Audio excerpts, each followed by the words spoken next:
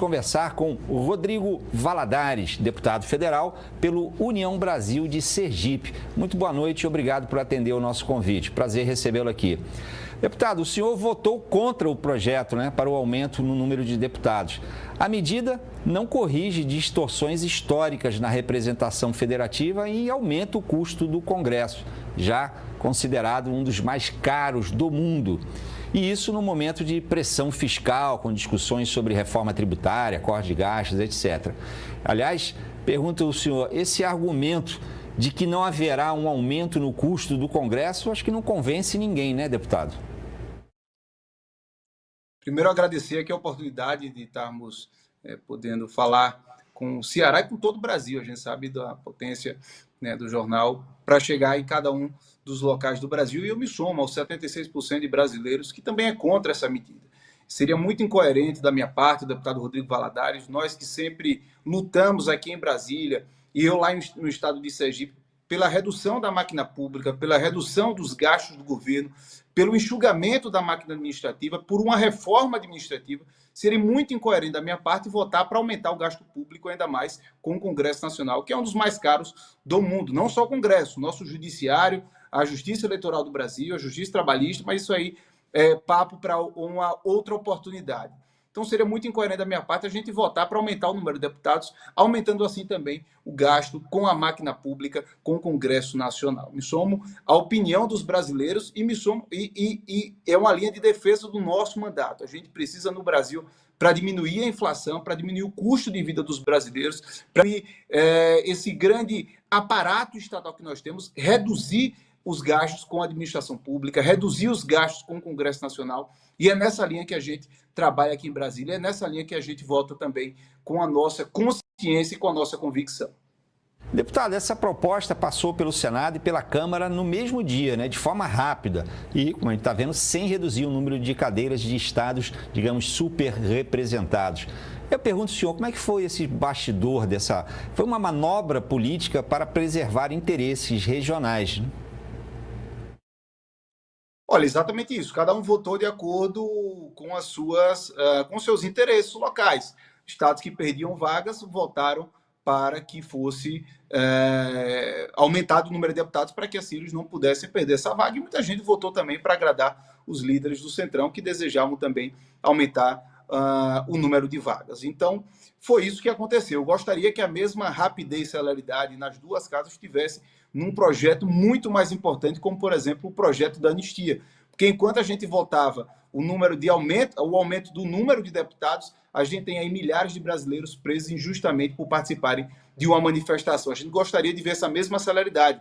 Câmara, Senado, aprovando no mesmo dia um projeto muito mais importante, que tem muito mais sensibilidade com o povo brasileiro, que tem muito mais apoio do povo brasileiro, que é o projeto de anistia para os injustiçados do dia 8. É isso que a gente quer ver como prioridade na Câmara dos Deputados e no Congresso Nacional. Deputado, pesquisas mostram que 76% dos brasileiros são contrários ao aumento no número de deputados. O senhor concorda que o Congresso agiu contra a vontade popular? E que riscos esse descompasso pode trazer para a credibilidade do parlamento, já baixa? Foi exatamente isso que aconteceu. O Congresso deve ser o representante da vontade popular. Nós devemos obedecer a quem nos confia o mandato, que é o nosso eleitor, o nosso eleitorado. E se o nosso eleitor sinaliza de uma maneira e a gente vota contrário a isso, a gente causa prejuízo enorme, tanto para cada um dos políticos individualmente, quanto para o próprio Congresso Nacional, que precisa, sim, claro, melhorar a sua imagem. O Congresso que vem fazendo grandes avanços, como, por exemplo, na última semana que nós derrubamos o aumento do IOF, ou seja, deixando mais o dinheiro no bolso do brasileiro, do trabalhador, e não indo para o governo. Ou seja, o Congresso, ao mesmo tempo que faz a defesa do povo brasileiro em algumas pautas, em outras, deixa como foi este caso. Não com o nosso voto, nós votamos, volto a dizer, com a nossa consciência, de acordo com a vontade do nosso eleitorado e com as bandeiras que nós sempre defendemos, que é o enxugamento dos gastos da máquina pública. A gente não pode aceitar, admitir que o Brasil seja um dos países no mundo que tem uma máquina pública mais inchada. E o governo, infelizmente, responde a isso, ao invés de fazer uma reforma administrativa, de fazer o controle dos gastos públicos, responde a isso aumentando a base monetária, ou seja, imprimindo mais dinheiro para pagar a conta, aumentando a inflação. Por isso que a gente vê no nosso Nordeste mesmo, a gente fala aqui para todo o povo do Ceará e do Brasil, o aumento que está cada um dos valores da cesta básica do brasileiro, seja o café, seja o feijão, seja o arroz, seja a carne, o frango. Quando a gente vai para a gasolina, nem se fala, ou seja, o custo de vida do brasileiro explodiu. E o Congresso deve ir na linha de diminuir esse custo de vida do brasileiro, ou seja, diminuir o gasto da máquina pública. Mas, infelizmente, não foi isso que aconteceu nessa última votação. Deputado, estamos fazendo uma enquete hoje em que a gente está perguntando: você acha que as mobilizações nas redes podem pressionar o Congresso a mudar alguma postura? Até agora, 55% acham que sim, redes sociais têm força real. E 26% acham que não, isso não muda nada. O senhor está sentindo, o senhor sentindo pressão das redes sociais nesses últimos dias contra o Congresso?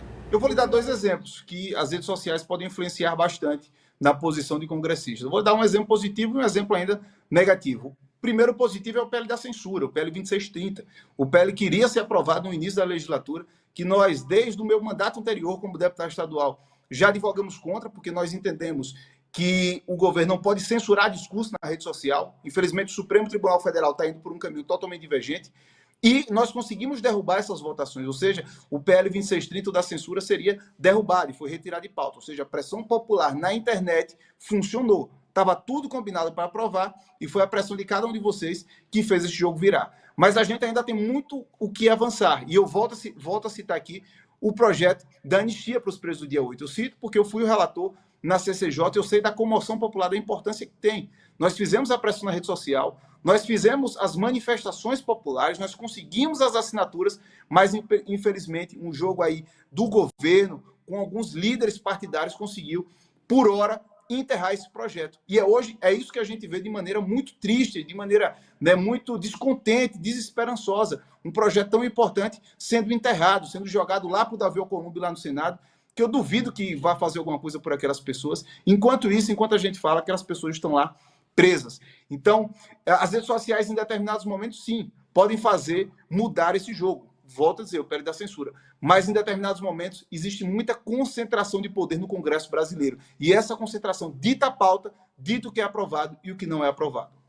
Deputado, muito obrigado pelo seu tempo, pela sua atenção. Desejo ao senhor uma boa noite, até uma próxima oportunidade. Muito obrigado. Boa noite, muito obrigado.